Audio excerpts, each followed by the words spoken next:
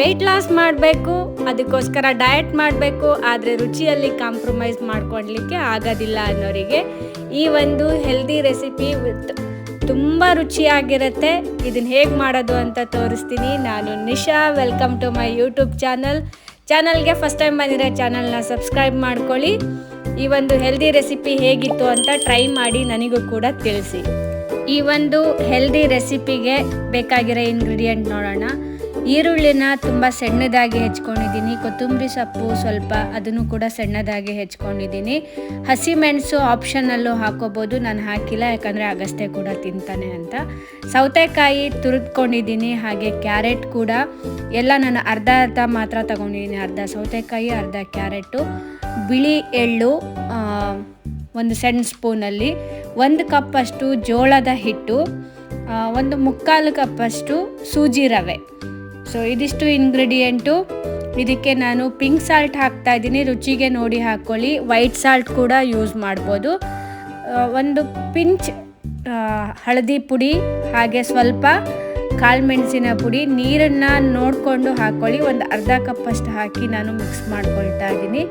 ಮತ್ತು ನಿಮಗೆ ಅದಕ್ಕೆ ಎಷ್ಟು ಬೇಕು ನೋಡಿ ಸ್ವಲ್ಪನೇ ಆ್ಯಡ್ ಮಾಡ್ಕೊಳ್ತಾ ಹೋಗಿ. ಇದಕ್ಕೆ ನೀವು 1-2 ಸ್ಪೂನು ಮೊಸರು ಕೂಡ ಹಾಕೋಬೋದು, ಅದು ಕೂಡ ಟೇಸ್ಟ್ ತುಂಬ ಚೆನ್ನಾಗಿ ಕೊಡುತ್ತೆ.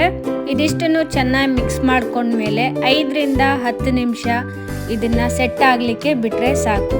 ಇನ್ಸ್ಟೆಂಟಾಗಿ ಮಾಡ್ಕೋಬೋದು ಇದನ್ನು. ನಾನೊಂದು 5-10 ನಿಮಿಷ ಇದನ್ನು ಸೈಡಲ್ಲಿ ಇಟ್ಟಿದ್ದೀನಿ. ಸೌತೆಕಾಯಿನ ಮಿಸ್ ಮಾಡದೆ ಹಾಕಿ, ಟೇಸ್ಟ್ ತುಂಬಾ ಚೆನ್ನಾಗಿ ಕೊಡುತ್ತೆ ಮತ್ತು ಸಾಫ್ಟ್ನೆಸ್ ಇರುತ್ತೆ ರೊಟ್ಟಿಯಲ್ಲಿ. ಆ ಟೇಸ್ಟೇ ಬೇರೆ ಥರ. ಬಿಕಾಸ್ ನಾನು ಸೌತೆಕಾಯಿ ಬಿಟ್ಟು ಕೂಡ ನಾನು ಟ್ರೈ ಮಾಡಿ ನೋಡಿದ್ದೀನಿ. ಸೌತೆಕಾಯಿ ಹಾಕಿದರೆ ತುಂಬ ಚೆನ್ನಾಗಿರುತ್ತೆ. ನಾನಿಲ್ಲಿ ಹಂಚಿಗೆ ತುಪ್ಪನ ಸವರಿದ್ದೀನಿ, ಜಾಸ್ತಿನೂ ಏನು ಹಾಕ್ಕೊಂಡಿಲ್ಲ, ಜಸ್ಟ್ ಗ್ರೀಸಿಂಗ್ ಮಾಡ್ಕೊಂಡಿದ್ದೀನಿ ಅಷ್ಟೇ. ದಿನದಲ್ಲಿ 2 ಸ್ಪೂನ್ ತುಪ್ಪ ತುಂಬ ಒಳ್ಳೆಯದು. ಸೊ ಧಾರಾಳವಾಗಿ ಹಾಕ್ಕೊಳ್ಳಿ, ಏನೂ ತೊಂದರೆ ಇಲ್ಲ. ಈ ತಾಲಿಪಟ್ಟೆಲ್ಲ ಮಾಡ್ತೀವಲ್ಲ ನಾವು, ಆ ಥರ ದಪ್ಪದಾಗಿ ಹಾಕ್ಕೊಂಡು ಮುಚ್ಚಿ ಬೇಯಿಸಿ. ಯಾಕಂದರೆ ಸ್ವಲ್ಪ ಹಬೆಯಲ್ಲೂ ಕೂಡ ಅದು ಬೇಯಬೇಕು, ತರಕಾರಿ ಎಲ್ಲ ತುಂಬ ಇದೆ. 2 ನಿಮಿಷ ಆದ ನಂತರ ಮೇಲೆ ಮತ್ತೆ ಸ್ವಲ್ಪ ತುಪ್ಪ ಸವರಿ ರೊಟ್ಟಿನ ಮಗಚಾಕಿ ಬೇಯಿಸ್ಕೊಳ್ಳಿ. 1 ರೊಟ್ಟಿನೇ ನಿಮಗೆ ಸಾಕು ಅನಿಸುತ್ತೆ, ಹೊಟ್ಟೆ ಫುಲ್ ಆಗುತ್ತೆ. ಜೊತೆಯಲ್ಲಿ ವೆಜಿಟೇಬಲ್ ಸಾಲಡ್ ಇದ್ದರೆ ನೀವು ಬ್ರೇಕ್ಫಾಸ್ಟಿಗಾದರೂ ತಗೋಬೋದು, ಲಂಚ್ಗಾದ್ರೂ ತಗೋಬೋದು, ಈವನ್ ಡಿನ್ನರ್ಗಾದ್ರೂ ತಗೋಬೋದು. ಕೆಲವು ಸಲ ನಾನು ಇದನ್ನು ಹಾಗೆ ತಿಂತೀನಿ, ಚಟ್ನಿನೂ ಇಲ್ಲದೆ. ಕಾಯಿ ಚಟ್ನಿ ಜೊತೆಗೆ ಒಳ್ಳೆ ಕಾಂಬಿನೇಷನ್ನು. ತೆಂಗಿನಕಾಯಿ ಚಟ್ನಿ ಜೊತೆಗೆ ಇದನ್ನು ತಿಂದು ನೋಡಿ, ತುಂಬ ಟೇಸ್ಟಿಯಾಗಿರುತ್ತೆ. ಇದು ಡಯಟ್ ಫುಡ್ ಅಂತಲೇ ಅನಿಸಲ್ಲ, ಮನೆಯಲ್ಲಿ ಎಲ್ಲರಿಗೂ ಕೂಡ ಇಷ್ಟ ಆಗುತ್ತೆ. ಟ್ರೈ ಮಾಡಿ ನೋಡಿ, ಹೇಗಿತ್ತು ಅಂತ ಹೇಳಿ ನಿಮ್ಮ ಕಾಮೆಂಟ್ಸ್ನ ನನಗೆ ತಿಳಿಸಿ. ಇಷ್ಟ ಆಗಿದ್ರೆ ಫ್ರೆಂಡ್ಸ್, ಫ್ಯಾಮಿಲಿ ಜೊತೆಗೆ ಶೇರ್ ಮಾಡಿ. ಇನ್ನೂ ಹೆಚ್ಚಿನ ರೆಸಿಪಿನ ಚಾನಲ್ನ ಫಾಲೋ ಮಾಡಿ.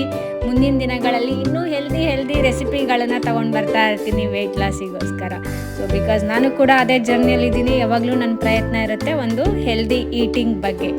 So keep watching. ಎಲ್ಲರಿಗೂ ನಮಸ್ತೆ. ಮತ್ತೆ ಒಂದು ಹೊಸ ರೆಸಿಪಿ ಜೊತೆಗೆ ಮತ್ತೆ ಸಿಗ್ತೀನಿ.